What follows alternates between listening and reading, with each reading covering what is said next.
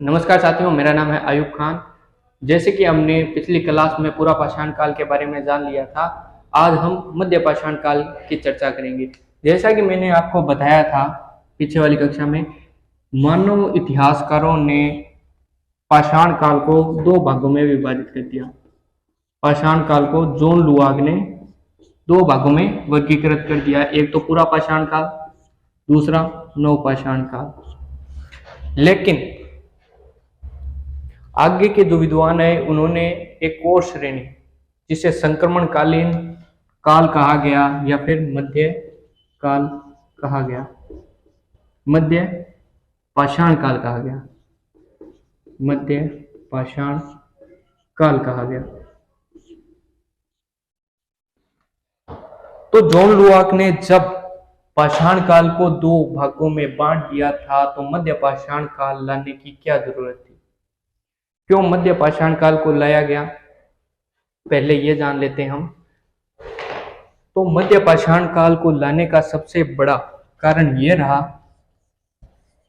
कि विद्वानों ने देखा पूरा पाषाण काल में पत्थरों के उपकरण करोड़ प्रकार के थे, इन पर चमक नहीं थी, ना ही ये धारदार थे, ना ही इस समय का मानव सभ्य था, यानी ये सभ्य मानव था, ना ही ये स्थायी निवासी था, अस्थायी निवासी, और ना ही ये खाद्य उत्पादक था, और ना ही ये पशुपालक था, यानी पशुओं का पालन करने वाला। लेकिन नवपाषाण काल में एकदम आके ये स्थितियां चेंज हो जाती है।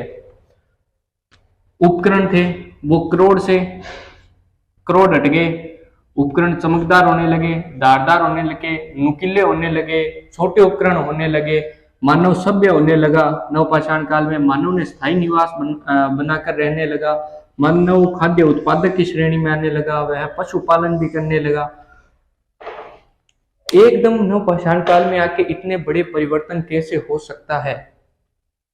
पूरा पाषाण काल से सीधा नवपाषाण काल में आएंगे तो इतना परिवर्तन कैसे आ सकता है, विद्वानों ने ये पूछा।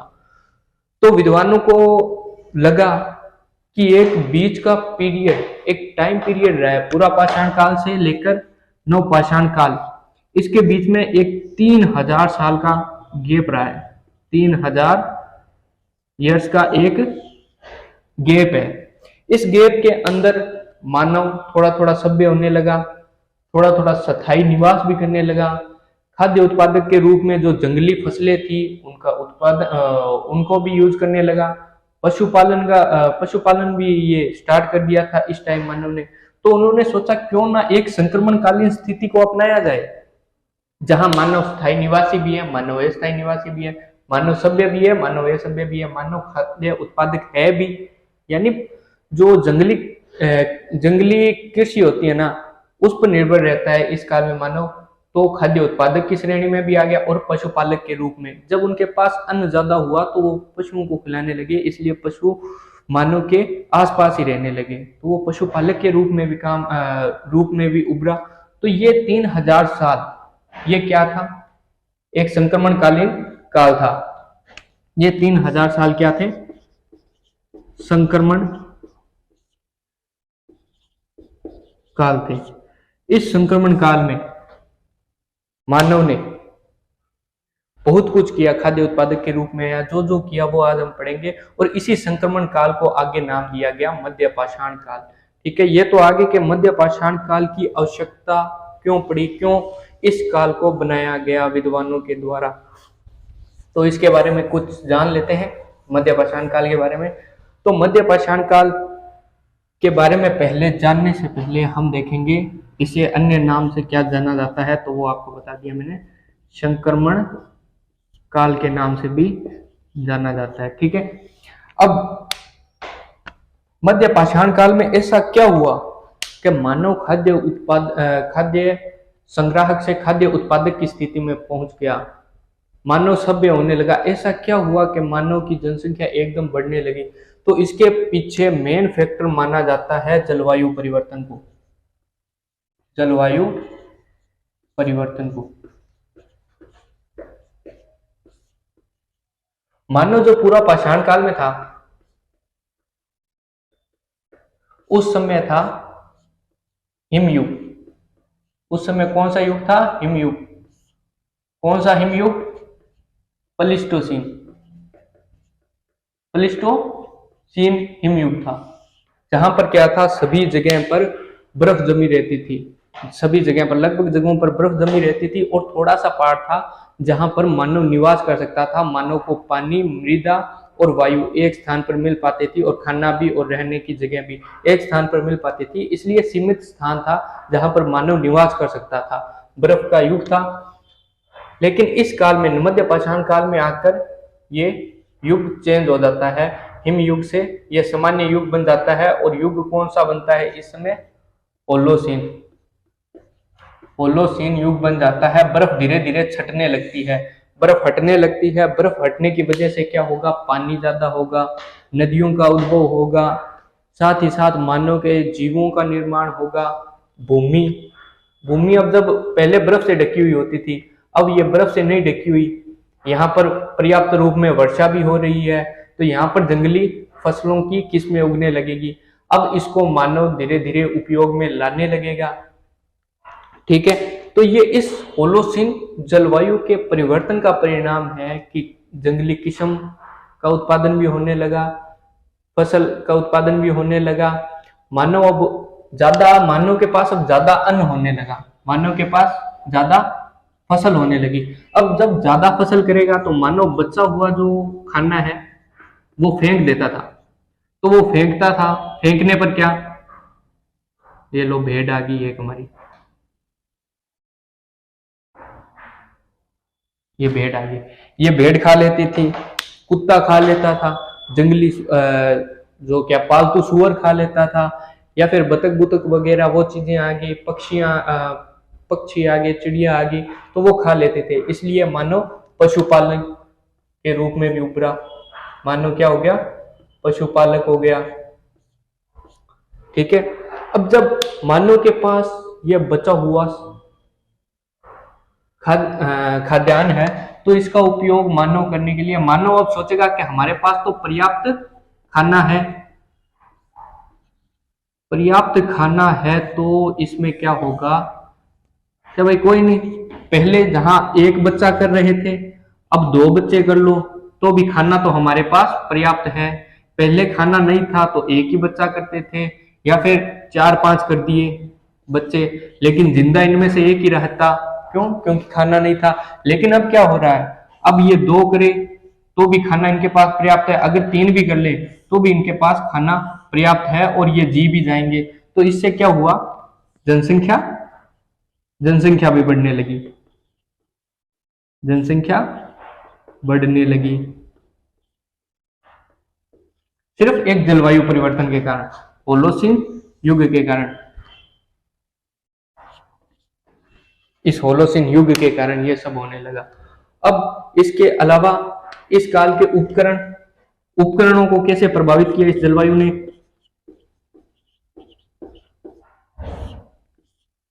पहले क्या होता था? पहले का मानव क्या होता था? भोजन पर निर्भर करता था, उपकरण बनाता था भोजन के लिए, मारने के लिए, किसी पशु को मारने के लिए, शिकार करने के लिए बेसिकली।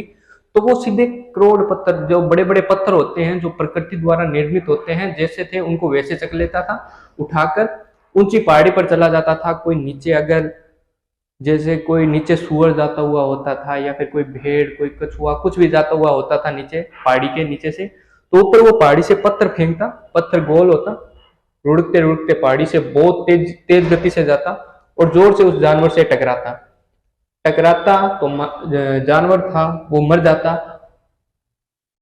बस अब मानव को क्या मिल गया? भोजन। लेकिन इस काल में क्या परिवर्तन हुआ कि मानव को अब है ना छोटे छोटे पत्थर भी मिलने लगे। मानव ने देखा कि भाई ये पत्थर है, तो इनको क्या किया जा सकता है कि यहाँ पर पत्थर से अगर पत्थर को टकराया जाए, तो अग्नि का आविष्कार हो गया था पहले, पत्थर को अगर पत्थर से टकराया जाए तो ये शार्प बनता है। मानव को इतना ज्ञान हो गया था ये शार्प बनता है। तो मानव ने अब पत्थर से पत्थर को टकराकर पत्थर को टकराकर नए उपकरण बनाने लगा। अब ये पत्थर से पत्थर टकराकर नए उपकरण बनाने लगा और ये उपकरण बहुत छोटे छोटे होते थे,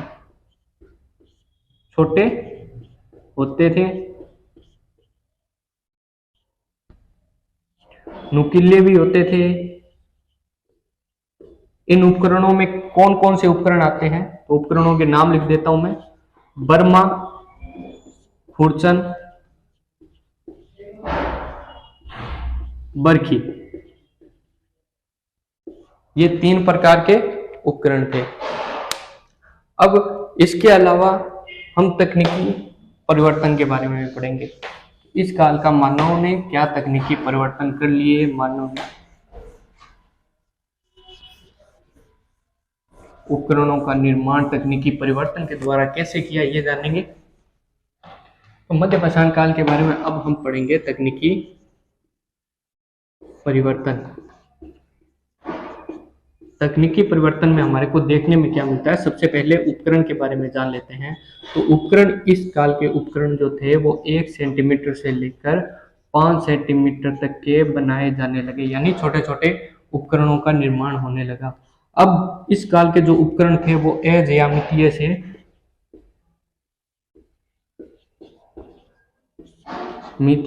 ज्यामितीय बन गए, यानी अब एक स्ट्रक्चर होता था। अब जो भी उपकरण बनता था वो या तो वृत्त के आकार का, वृत्त के आकार का, आयत के आकार का, या फिर उसका कोई अर्धचंद्राकार आकार का, जैसा भी आकार होगा उसका एक पर्टिकुलर ज्यामितीय आकार होगा। ठीक है, उपकरण ज्यामितीय प्रकार के। इस काल के जो उपकरण थे उनमें तीर कमान ने भी भाग लिया। इस काल के उपकरणों में एक उपकरण और जुड़ गया जिसका नाम है तीर कमान। ये थे इस काल के तकनीकी परिवर्तन। तकनीकी परिवर्तन के अलावा हम अब पढ़ लेते हैं इस काल के मानव का जीविकोपार्जन। यहां पर जो मानव था ना वो शिकारी भी था, शिकारी मानव, खाद्य संग्राहक भी था,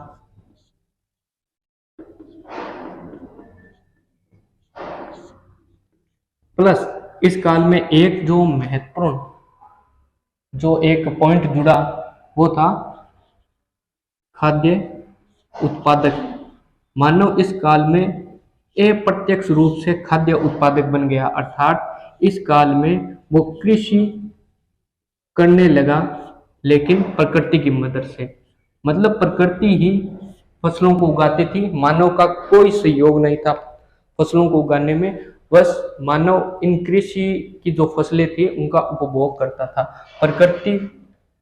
प्राकृतिक लिख देते हैं, प्राकृतिक फसलों का उपयोग मानव करने लगा।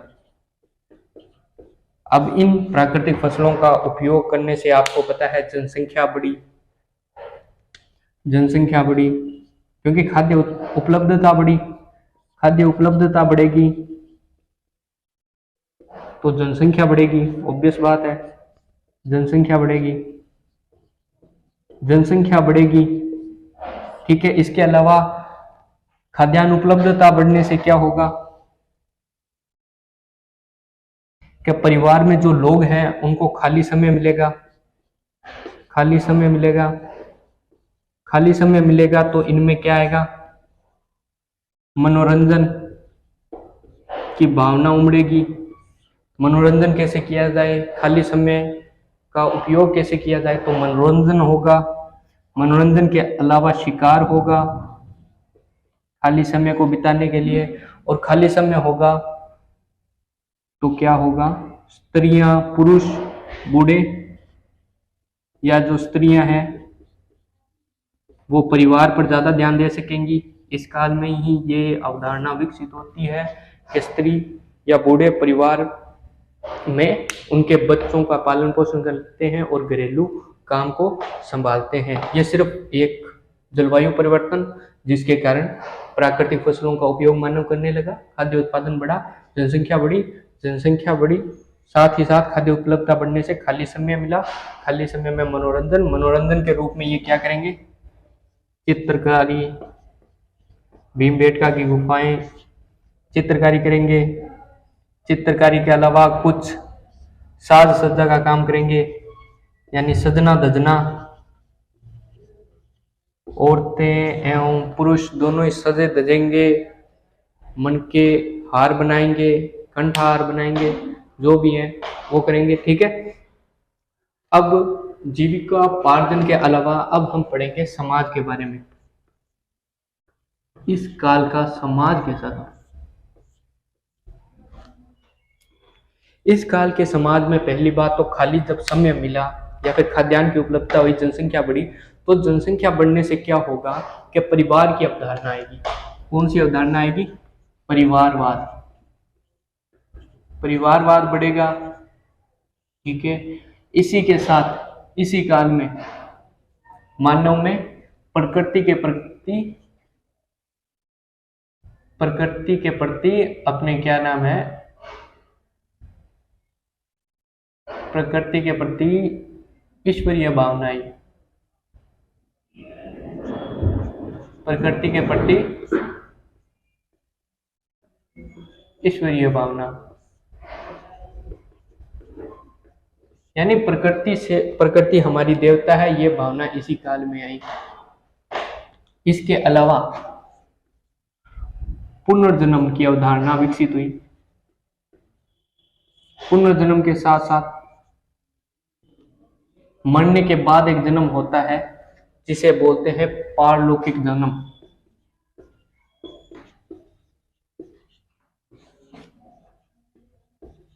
उसकी भी अवधारणा का विकास हुआ। और इसी काल में मानव ने समाधान की पद्धति का आविष्कार भी किया। समाधान मतलब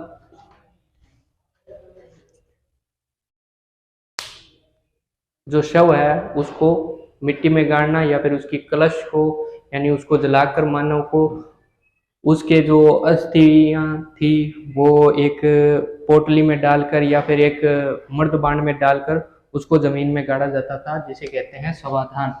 जैसे आज हम करते हैं फ्यूनरल, उसी को समाधान कहा जाता था। इसके अलावा समाज में और क्या कुछ हुआ, तो ये था। समाज में ज़्यादा तो कुछ हुआ नहीं इस काल में, तो ठीक है, यही था समाधान। और एक बात और, इस समय का जो मानव था वो स्थायी निवासी बन गया था। ज़्यादातर समय वो स्थायी निवास करता था, लेकिन बहुत बार क्या होता है कि इस काल का मानव क्या करता है, मौसम परिवर्तन के अनुसार सर्दी और गर्मी के अनुसार अपना स्थान परिवर्तित करता है। यानी सर्दी आ गई, जैसे ये ठंडा इलाका है और ये गर्म इलाका है। ठंड के टाइम वो यहाँ पर आ जाते थे, सर्दी के टाइम यहाँ पर आ जाते थे, और गर्मी के समय वो यहाँ पर ठंडे इलाकों में चले जाते थे। तो ऐसे क्या था, मानव स्थायी निवासी था, लेकिन पूर्ण रूप से स्थायी निवासी नहीं था। वो कभी कभी मौसम के अनुकूल अपना स्थान को वो परिवर्तन करता रहता था। इसके अलावा इस काल की संस्कृति की बात करते हैं, तो अब हम पढ़ेंगे मध्य पाषाण काल की संस्कृति के बारे में। संस्कृति मध्य पाषाण काल में संस्कृति।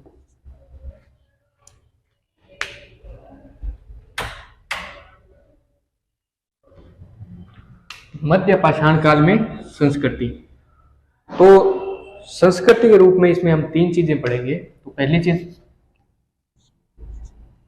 इस काल का जो मानव था उसने देवी की उपासना करनी स्टार्ट कर दी थी। देवी की उपासना करनी स्टार्ट कर दी थी।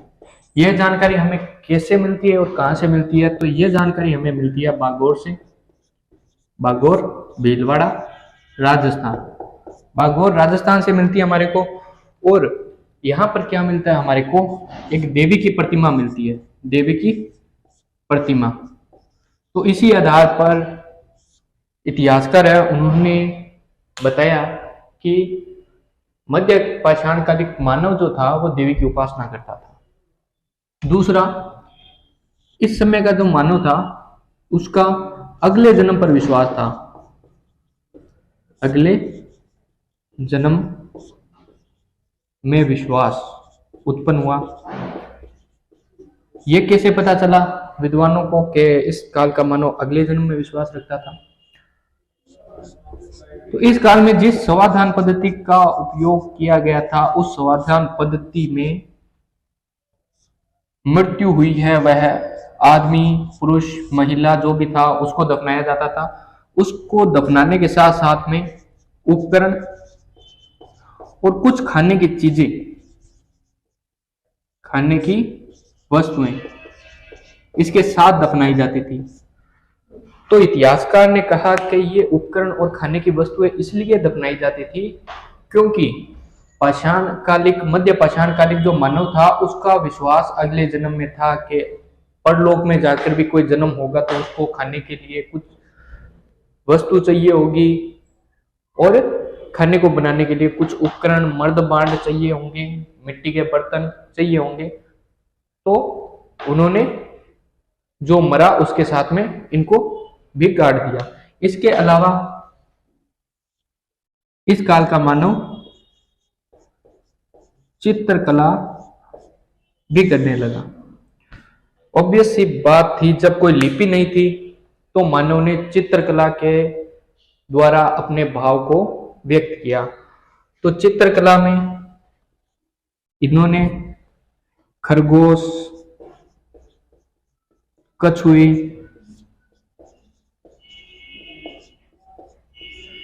जैसे पशु, इसके अलावा नृत्य करते हुए मानव, नृत्य करते हुए मानव, प्लस उत्सव या फिर समारोह, इन चीजों का चित्र उकेरा है। खरगोश, कछुए का, नृत्य का, उत्सव का, समारोह का आदि का चित्र उकेरा है इन्होंने। चाहे अपन भीमबेटका एमपी की बात करें या फिर बात करें बागौर भीलवाड़ा की या बात करें वीर भानपुर पश्चिम बंगाल की, तो उनमें ये चीजें हमारे को देखने को मिलती है। और चित्रकला के द्वारा कुछ कल्पनाएं भी की गई है कि तत्कालीन मानव के मन में किस तरह के भाव रहे होंगे। तो वो भाव जानने के लिए उन्होंने चित्रकला को देखा विद्वानों ने। तो उन्होंने यह बताया कि इस काल का जो मानव था उसमें करुणा का भाव आ गया था। इस काल का जो मानव था वो शांति को अधिक महत्व देने लग गया था।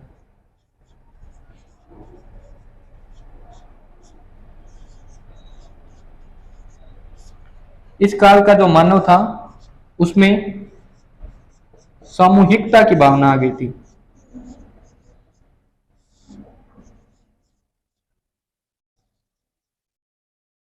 इस काल का जो मानव था उसमें वात्सल्यता आ गई थी। इस काल का जो मानव था उसमें करुणा, शांति, सामूहिकता, वात्सल्यता इनके भाव आ चुके थे। ठीक है, तो करुणा का भाव कैसे आया, ये कैसे पता चला? तो जो चित्र उकेरे गए थे उनको बहुत ही भावों से उकेरे गए थे, बहुत ही भावपूर्ण रूप से उकेरे गए थे। तो इसलिए विद्वानों ने सोचा कि करुणा का भाव कहीं ना कहीं तत्कालीन मानव में रहा होगा। शांति को अधिक महत्व दिया, ये कैसे पता चलता है? तो ये से पता चलता है कि कुछ चित्र जो है उनको, जैसे शिकार का चित्र है उसको ऐसे बनाया गया है, ये मानव के हाथ में तलवार और सामने ये भेड़ खड़ी लो।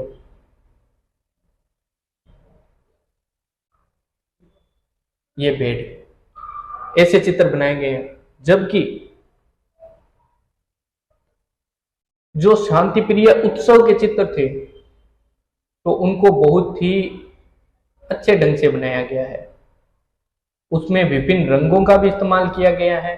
यहाँ पर रंग जो इस्तेमाल किए गए हैं ना, वो 3 रंग थे, हरे, लाल और पीले। ये 3 रंग, इन 3 रंगों का उपयोग किया गया है खाली, इसके अलावा और कोई रंग का उपयोग नहीं किया गया है। इन 3 रंगों पर यह चित्रकला आश्रित थी। ठीक है, तो इस तरह की चित्रकारी की जाती थी।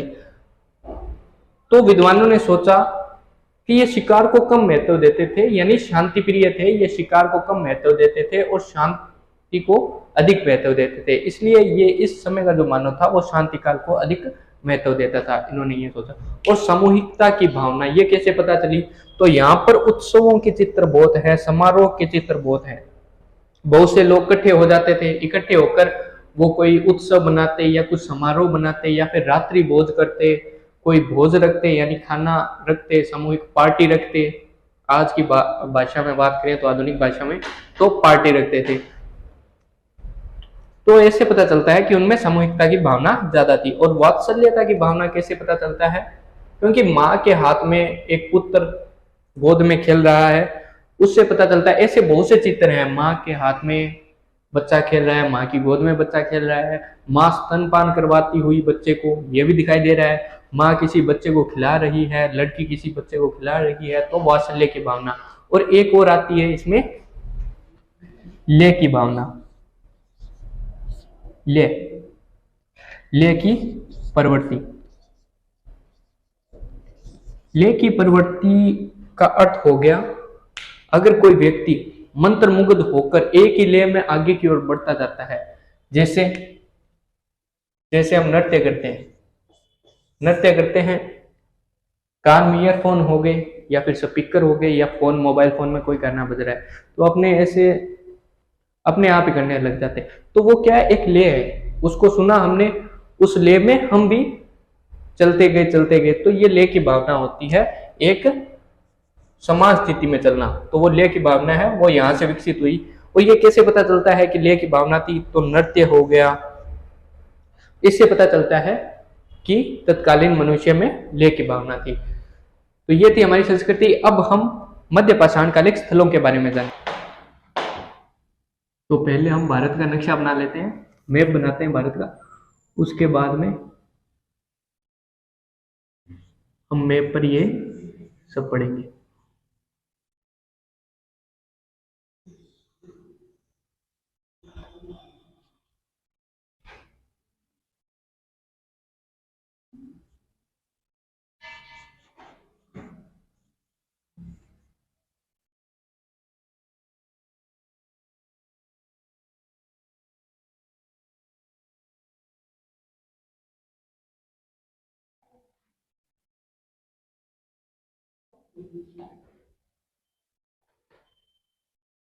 ये बन गया भारत का मैप। तो मध्य पाषाण कालिक स्थलों में पहले गुजरात से स्टार्ट होंगे, यहाँ पर उत्तर भारत में जाना है मध्य पाषाण कालिक स्थल, तो इसी के बारे में जानेंगे हम। तो पहला गुजरात में, जिसका नाम है लंगनाज। पहला कहाँ है, गुजरात में लंगनाज, गुजरात में। तो यहां से क्या मिला हमारे को, यहां से मिली हमारे को पशुओं की हड्डियां, पशु हड्डियां मिली है। और पशु हड्डियों से ज्ञात होता है कि तत्कालीन मानव ने पशुपालन का कार्य भी करना स्टार्ट कर दिया था, पशुपालन का काम करना भी स्टार्ट कर दिया था। और इन हड्डियों में 65% जो हड्डियां हैं वो भेड़ बकरी की है, भेड़ बकरी और भैंस की है। ठीक है, इसके अलावा दूसरा राजस्थान में, जिसका नाम है बागोर। बागोर से हमें पशुपालन के साक्ष्य मिले हैं। जैसे यहाँ पर हड्डियां मिली है वैसे यहाँ पर भी हड्डियां मिली है, तो ये पशुपालन के साक्ष्य राजस्थान के बागोर से मिले हमारे को। तीसरा आता है राजस्थान में, जिसका नाम है चंद्रावती। चंद्रावती जो राजस्थान और गुजरात के बॉर्डर पर स्थित है। यहां से क्या मिला हमारे को? चर्ट के पत्थर पर चित्रकला। चर्ट के पत्थर पर चित्रकला के साक्ष्य मिले हैं। इसके अलावा अब हम आते हैं एमपी मध्य प्रदेश में। एमपी में 2 स्थल है। चौथे नंबर की पहले बात कर लेते हैं। तो चौथे नंबर पर आता है पहले आदमगढ़। आदमगढ़ की बात पहले कर लेते हैं। तो आदमगढ़ से भी हमें सर्वाधिक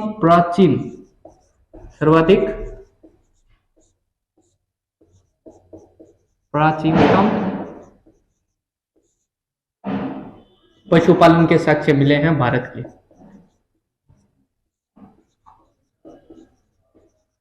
भारत के सबसे प्राचीनतम पशुपालन के साक्ष्य कहां मिले हैं? आदमगढ़ में। और 5वें नंबर पर सबसे प्रसिद्ध चित्रकला के लिए, पाषाणकालिक चित्रकला के, भीमबेटका। यहां से हमारे को क्या मिला है? चित्रकला के साक्ष्य। चित्रकला के साक्ष्य। तो 2 हो गए एमपी में। अब आते हैं यूपी में। तो यूपी में पहला, छठा, 3-4 स्थान है यहाँ पर। सबसे पहले रहते हैं चौपानी मांडो।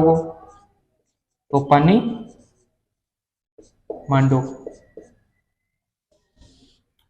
चौपानी मांडो से हमें मध्य पाषाणकालिक उपकरण या औजार कह सकते हैं वो मिले हैं। प्लस में यहां हमें पशु हड्डियां मिली है। यहां पर भैंस, भेड़, बकरी की है ना, 74% हड्डियां जो है वो भैंस, भेड़ और बकरी की मिली है। और जिससे पता चलता है कि ये जो भेड़, भैंस, बकरी है ना, इन पशुओं को ज्यादा पाला गया हुआ होगा। ठीक है। इसके अलावा 7वें नंबर पर आते हैं हम महादहा। 7वें नंबर पर महादहा। महादहा से हमारे को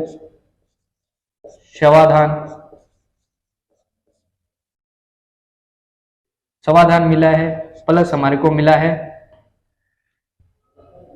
स्थायी निवासी था मानव। ये हमारे को यहीं से पता चलता है, क्योंकि यहाँ का जो मानव था ना, उसके लिए सर्दी और गर्मी दोनों का वातावरण एक जैसा रहता था, इसलिए मानव यहाँ पर आसानी से निवास कर जाता था। इसलिए पूरे साल मानव महादहा में एक स्थान पर रहता था। और यहाँ पर क्या मिला हमारे को? और यहाँ पर मिला है हमारे को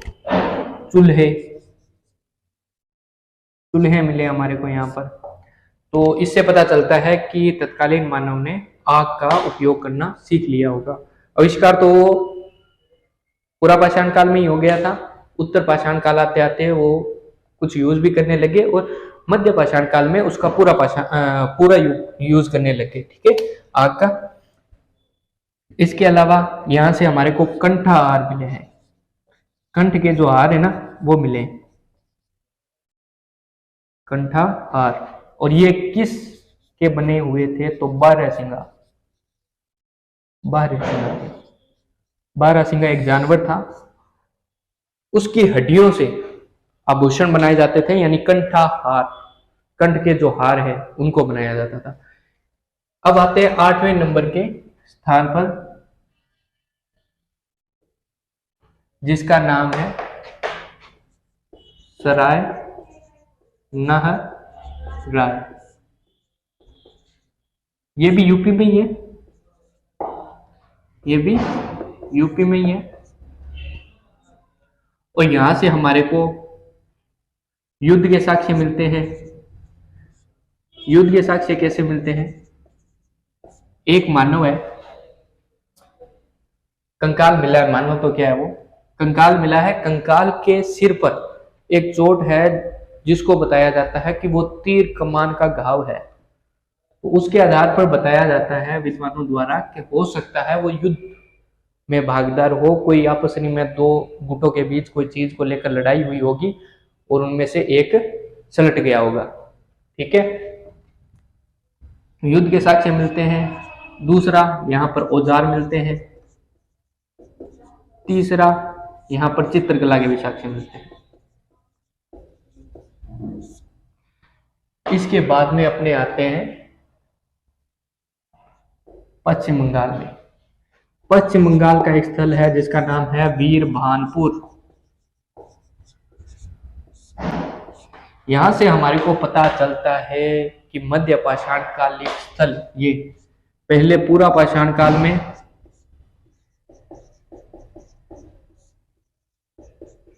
ये आर्द्र था, अति आर्द्र था, लेकिन मध्य पाषाण काल में आकर ये थोड़ा सा शुष्क हो गया। इसके बाद में 10वें नंबर पर आते हैं, ओडिशा का स्थल है जिसका नाम है सुंदरगढ़।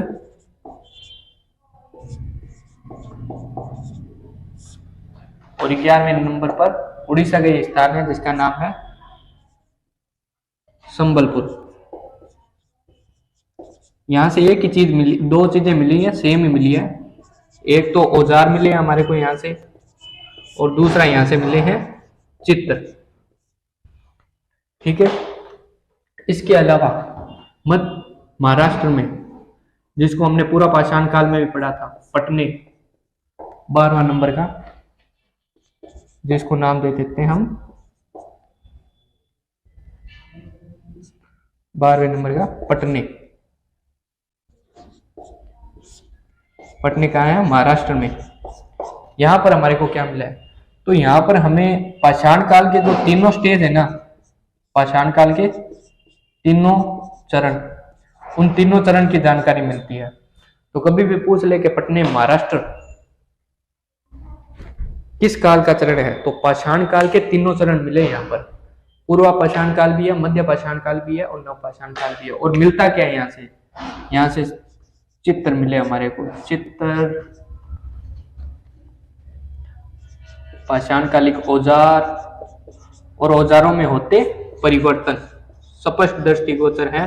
साथ में जलवायु परिवर्तन के साक्ष्य, जलवायु परिवर्तन साक्ष्य, ये इतनी चीज मिली है यहां से। और इसके अलावा अब थोड़े और है, जैसे जिनका नाम याद रखना काफी होगा।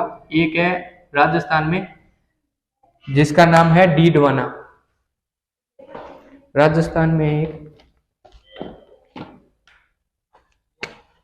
स्थल है जिसका नाम है डीडवाना। इसके अलावा एक स्थल है यूपी में जिसका नाम है सुहागी घाटी। यहां से हमारे को हरे, लाल और पीले, ये तीन रंग मिले हैं। ठीक है, ये तीन रंग मिले हैं चित्रकला में। सुहागी घाटी हो गया। तो ये है मध्य पाषाण कालिक स्थल। तो मध्य पाषाण काल आज यहाँ पर हमारा पूरा होता है। नेक्स्ट क्लास में करेंगे हम नव पाषाण काल, और उसके बाद में अगली क्लास में हम पूरा पाषाण काल, मध्य पाषाण काल और नव पाषाण काल, इन तीनों चरणों में क्या क्या मुख्य अंतर था उसको एक टेबल के माध्यम से समझेंगे। थैंक यू, धन्यवाद। अगर आपको वीडियो अच्छा लगा हो तो लाइक, कमेंट और शेयर, सब्सक्राइब जरूर कीजिए। थैंक यू, धन्यवाद।